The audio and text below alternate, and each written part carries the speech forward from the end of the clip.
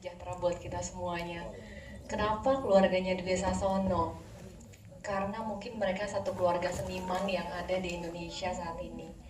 Dan kita belum pernah ada satu film Indonesia yang dilakoni, diperankan oleh satu keluarga beneran.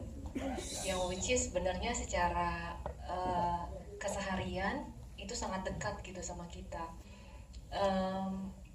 Di sini cara-cara irit yang mereka lakukan itu sangat absurd gitu, tapi terkadang terlihat sangat kreatif gitu, yang kadang-kadang kita jadi ketawa sendiri tapi akhirnya jadi merenung gitu, oh ternyata bisa ya gitu. Dan itu relate dengan keluarganya Pak Dwi Sasono, Mbak Dwi dan anak-anaknya sekalian gitu. Oke, terima kasih banyak Ibu. Tanggal 12 Juni akan kita nanti. Selamat siang teman-teman semua. Assalamualaikum, salam sejahtera. Antusiasnya untuk keluarga komik keluarga Super Irit ini sangat luar biasa.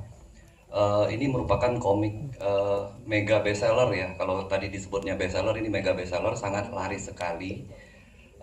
Dan hampir ada di seluruh pustaka sekolah. Jadi kalau tadi disebutkan terjual 350.000, tapi kalau ada satu di pustaka sekolah berarti yang baca berapa banyak gitu ya.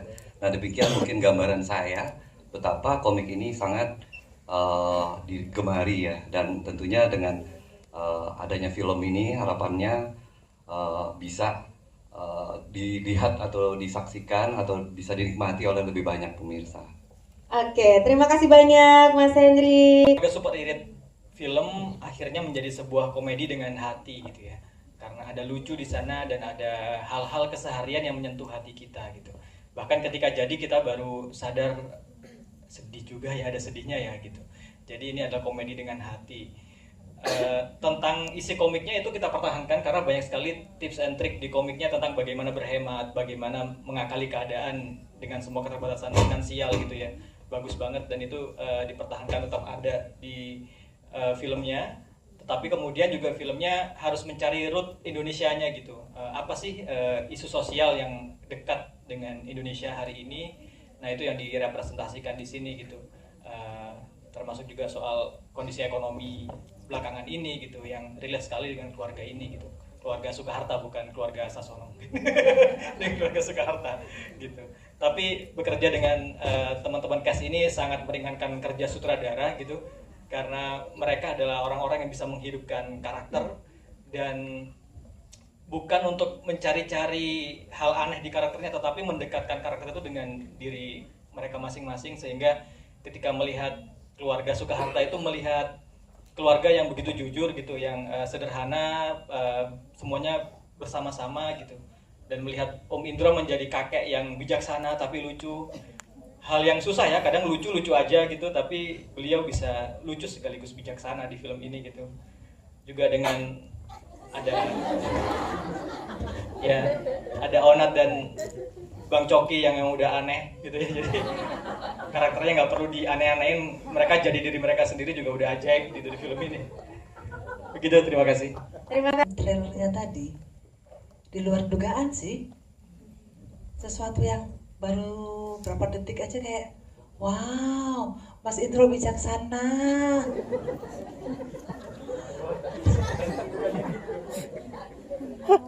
Lucu beneran banget.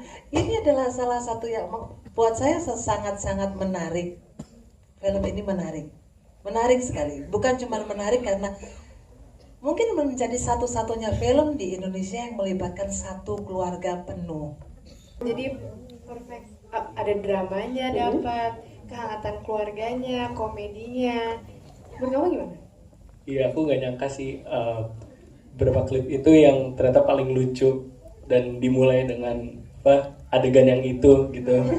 Yang menurutku salah satu teknik irit yang paling di luar pikiran gitu, ya kan?